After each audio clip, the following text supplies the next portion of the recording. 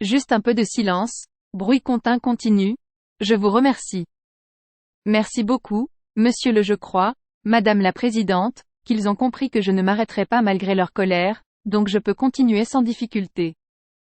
Être français en 2024 signifie vivre dans un pays où l'histoire s'écrit, vivre dans un pays qui n'a pas renoncé au progrès social, à protéger les droits de tous et surtout de toutes, et en conquérir de nouveau. Être français en 2024 signifie vivre dans un vous n'avez ni la confiance de l'Assemblée ni celle des citoyens, vous nous avez maintenus dans l'attente, mais vous vous êtes rendu compte que les agriculteurs en colère ne vous attendaient pas pour lancer un mouvement pour vivre de leur travail. Avez-vous dit que votre majorité avait rejeté une loi que nous avions proposée en novembre dernier pour encadrer les marges de l'industrie agroalimentaire et surtout garantir beaucoup de communication ne font pas une politique. Vous venez d'ailleurs encore une fois de le montrer avec votre discours de propagande générale. Les professeurs ne vous ont pas davantage attendu. Ils seront en grève ce jeudi 1er février, épuisés par l'application de vos improvisations ministérielles et atterrés par la nouvelle ministre qu'Emmanuel Macron et vous-même leur avez choisie. Cette nouvelle ministre est à elle seule un symbole de l'ensemble de votre gouvernement, de vos politiques passées et à venir. Elle donne votre adresse de classe oligarchie SP par ici haute bourgeoisie. Vous y voilà, fille du directeur de Publicis, femme du directeur général de la Société Générale puis de Sanofi, fille cousine d'une éditorialiste de PFM TV, nièce d'une éditorialiste bien connue du service public, présidente de la Fédération française de tennis pour 500 000 € par an avant de devenir ministre des Sports puis tout récemment de l'Éducation nationale, des Sports, des Jeux Olympiques et Paralympiques. Quand on lui parle de sa défense lamentable de ces mensonges à répétition dans cette affaire du lycée Stanislas où des thèses réactionnaires et hostiles à la République sont répandues, la pauvre nous disait-elle, gagie 3 fois plus avant, merci de nous avoir offert une si belle caricature de votre politique de l'oligarchie que vous êtes représentée et défendez. Elle dit ne pas avoir menti. Mais non, tenez-vous bien, Madame Oua Castera partage avec vous un arrondissement du lycée Stanislas à l'école alsacienne, ce qui est facile à comprendre entre les grands bourgeois. Madame Oua n'est pas encore partie pour une bonne raison. Car vous êtes tous comme elle. Elle pense que son ministère est une peine infinie car elle gagne encore moins qu'à la Fédération franoise. Monsieur le Premier ministre, permettez-moi de vous rappeler que le terme « ministre » vient du latin « ministère serviteur ». Tout gouvernement doit être un gouvernement de serviteurs, et vous êtes sans aucun doute un gouvernement de serviteurs.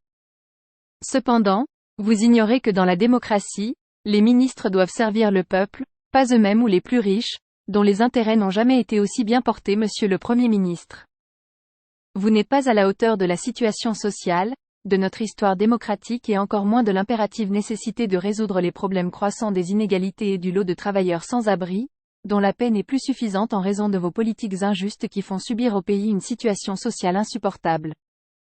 Monsieur le Premier ministre, les gens se réjouissent de votre manque de sommeil, ce qui peut expliquer pourquoi le pays semble être dirigé par une équipe de somnambules ensommeillés dans leurs rêves de milliardaires éblouis par les lumières télévisuelles, vivant dans un spectacle permanent que le pays regarde avec consternation. Cependant, pendant que vous souffrez de cette souffrance éternelle, vos tentatives d'hypnose échouent.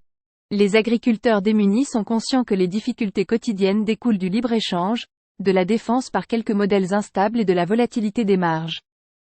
Les enseignants voient se créer vos groupes de niveau d'idées aussi stigmatisants qu'inefficaces sur le plan pédagogique. Comme le caractère systématique de la destruction du service public qu'ils honorent, les cheminots que vous avez vilipendés, dont vous avez dégradé la condition sociale. Le service public ferroviaire que vous avez détruit méthodiquement pour libéraliser le rail conformément à la directive européenne est en train de disparaître progressivement. Les employés du secteur privé sont toujours victimes d'un partage injuste de la valeur produite. Tandis que les soignants et le personnel médico-social constatent votre obstination à détruire le service public de la santé. Les chômeurs bénéficient de chacune de vos réformes en raison de la violence que vous leur infligez et de la situation économique qui leur laisse le choix entre la précarité ou la honte que vos discours d'exclusion leur renvoient toujours. Les jeunes pour le climat sont préoccupés par votre manque de compréhension de l'ampleur des changements nécessaires pour faire face au dérèglement climatique et à l'extinction de masse des espèces. Monsieur le Premier ministre, le peuple entièrement est mécontent de vos politiques qui ont toutes la même origine. Le refus d'engager le partage des richesses pour rémunérer le travail, d'engager les investissements nécessaires pour les bifurcations écologiques et de reconstruire nos services publics. En vous éloignant de la République sociale, vous déstabilisez profondément notre société et vous resterez dans l'histoire comme le pouvoir qu'il n'y a pas.